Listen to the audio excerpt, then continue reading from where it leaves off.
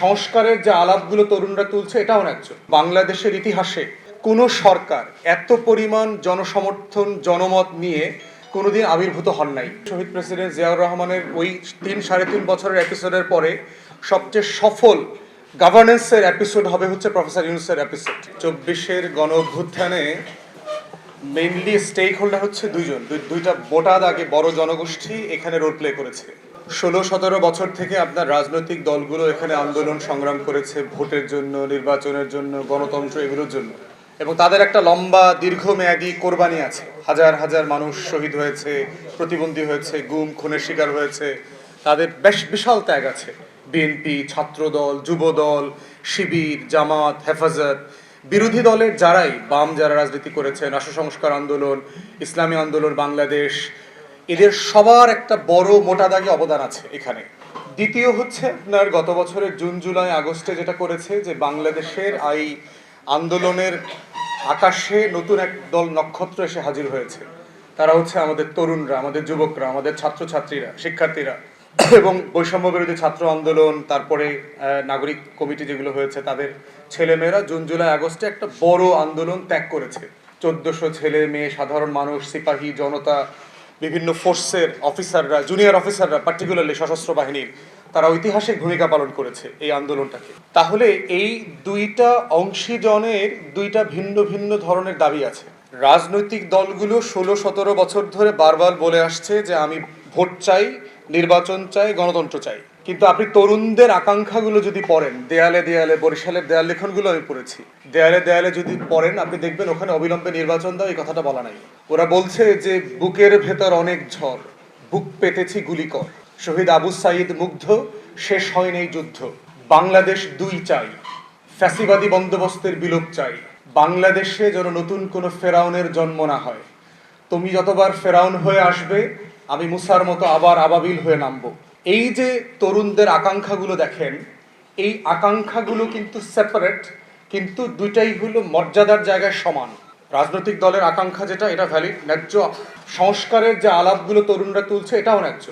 এবং মাথায় রাখতে হবে যে বাংলাদেশের এখন 65% জনগোষ্ঠীর বয়স হচ্ছে 35-40-এর নিচে, এবং যারা কোনোদিন ভোট দেন নাই।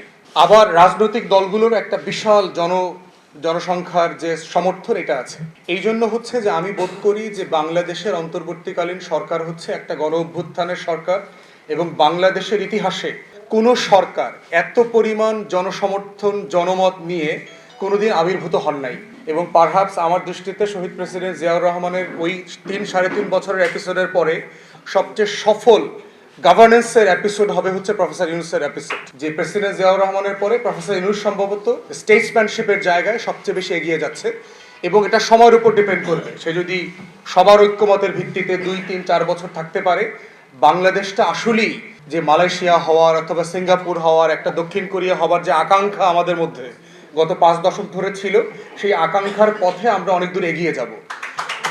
তো সেই জায়গাতে আপনার সংস্কার, বিচার, নির্বাচন এর কোনোটাকে আমি একটার সাথে আর একটা সাংঘর্ষিক মনে করি না।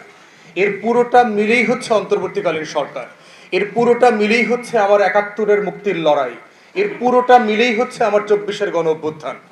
বাট এই প্রত্যেকটা কাজ করতে হবে ঐক্যমতের উপর ভিত্তি করে। একটা সত্য জিনিস, একটা হক জিনিসও চাপিয়ে দিলে জাতি মেনে নেয় না। এই জন্যই হচ্ছে প্রফেসর ইউনূস কারেক্টলি আমাদের পরামর্শের উপর ভিত্তি করে একটা কনসেনসাস কমিশন করেছেন, ঐক্যমতের কমিশন করেছেন, যারা রাজনৈতিক দলগুলোর সাথে বসছে, কথা বলছে, পরামর্শ দিচ্ছে, এবং একটা ঐক্যমতের উপর ভিত্তি করে সংস্কার, আমরাও দাবি করছি, সংস্কার, বিচার এবং নির্বাচনের একটা সম্মিলিত রোডম্যাপ আপনি ঘোষণা করেন। যেই রোডম্যাপটা নিয়ে আমরা সবাই মিলে কিভাবে সাহায্য করা যায়, একসাথে কাজ করা যায় এবং দেশটাকে এগিয়ে নিয়ে যাওয়া যায়। এবং ইতিমধ্যে আপনারা দেখেছেন যে ঐক্যমতের কমিশনের আমাদের রাজনৈতিক দলগুলোকে তারা চিঠি দিয়েছে, স্প্রেডশিট দিয়েছে 166টা প্রশ্ন দিয়ে বিভিন্ন সংস্কারের ব্যাপারে রাজনৈতিক দলগুলোর মতামত কি এবং সেটার বাস্তবায়নের প্রক্রিয়া কি হবে। ইতিমধ্যে এবি পার্টির পক্ষ থেকে আমরা এটা জমা দিয়েছি।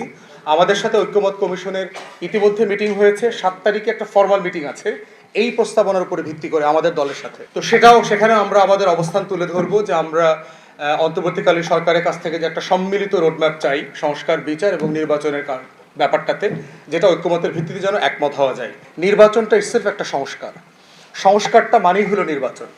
বিচারটা ইটসেলফ একটা সংস্কার, আবার বিচার হলেই সুষ্ঠু নির্বাচন হবে। সুষ্ঠু নির্বাচনের শর্ত হচ্ছে 1400 শহীদের বিচার করতে হবে। তাহলে এর প্রত্যেকটা হচ্ছে ইন্টারটুইন্ড এবং কানেক্টেড। তো এই প্রত্যেকটা জিনিসের কোনোটাকে ছোট করা, হেয় করা, অমুক বলছে বলে দাম বেশি, অমুক বলেছে বলে তাকে হেয় করতে হবে, আমরা এইভাবে বিষয়টাকে দেখি না। আমরা দেখি এর প্রত্যেকটাই বাংলাদেশকে ধারণ করে। এই প্রত্যেকটা দাবির ভিতরে আমি লাল সবুজের পতাকাকে দেখি, এবং যা কিছুর ভিতরে আমি লাল সবুজের পতাকাকে দেখি ওটাই আমার, আমি ওটাকে ওন করি। এর পুরোটাই বাংলাদেশ, এবং সেভাবেই আমরা আমাদের দেশকে এগিয়ে নিয়ে যাবো ইনশাআল্লাহ।